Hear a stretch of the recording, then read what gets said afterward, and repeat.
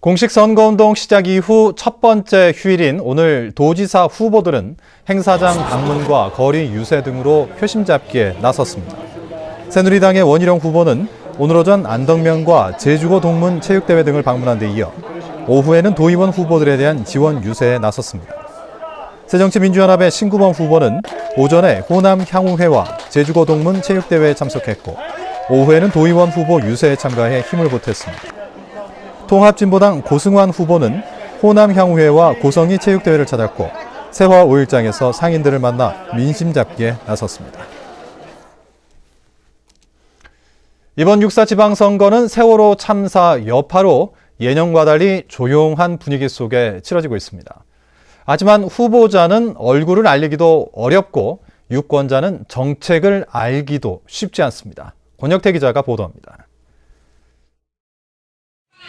시끄러운 음악과 율동, 동원된 수많은 사람들.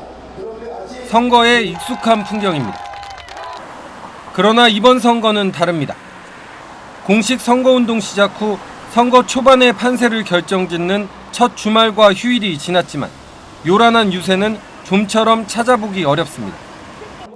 세월호 참사 여파로 대부분의 후보들이 음악과 유세 차량, 대규모 인원 동원이 없는 선거운동을 벌이고 있기 때문입니다.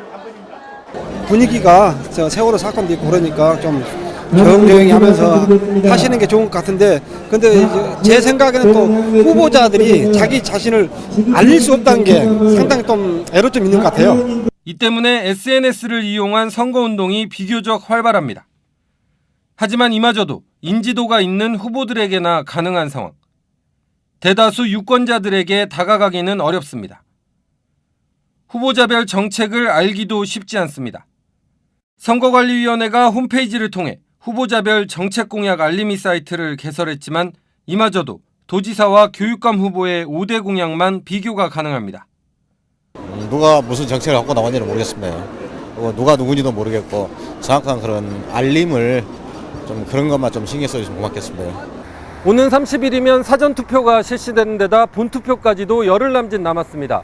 하지만 좀처럼 뜨지 않는 선거 분위기와 무관심 속에 정책 선거라는 말은 이번에도 구호에만 그칠 가능성이 높아 보입니다. MBC 뉴스 권혁태입니다.